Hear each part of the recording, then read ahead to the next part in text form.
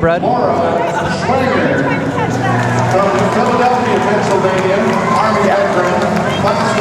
And ready to go is Laura Schwanger, our first female competitor so far in the Super G.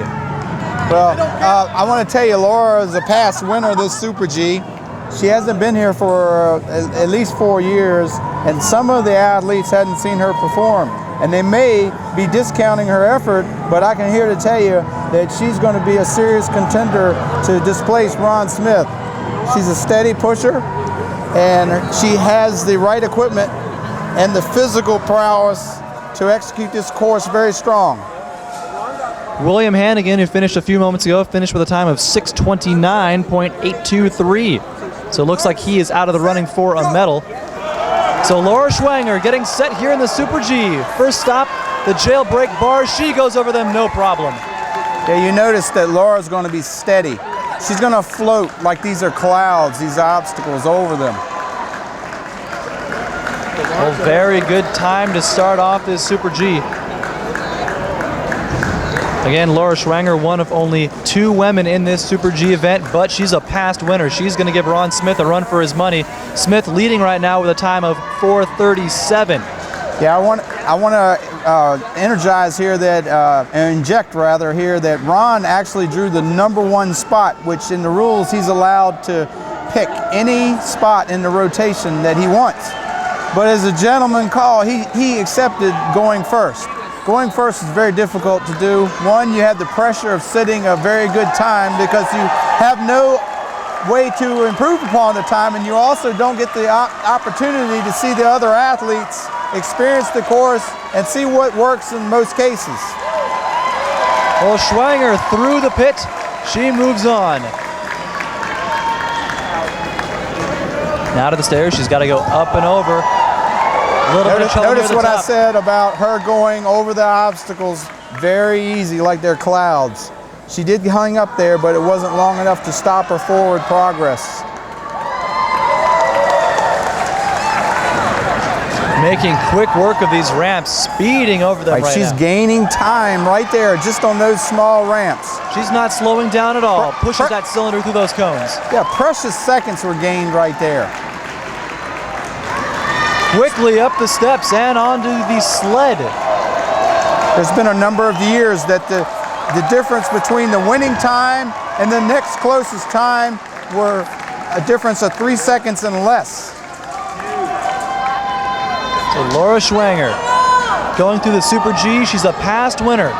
Down onto the mattress. She's still going. Slowed up just a little bit there at the end, but she's still pushing hard.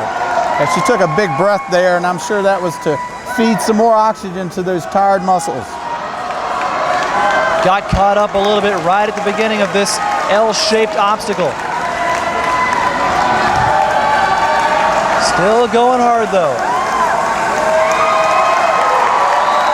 Big hand from the crowd as she approaches the uneven ramps. Up and over, no problem. Laura's a competitor, and I'm sure she's going to dig deep to finish the rest of this race very strong. Boy, very quickly through those ropes. That might have been the fastest we've seen anybody go through those so far. Now to the ramp, up. Got to spin around and back down.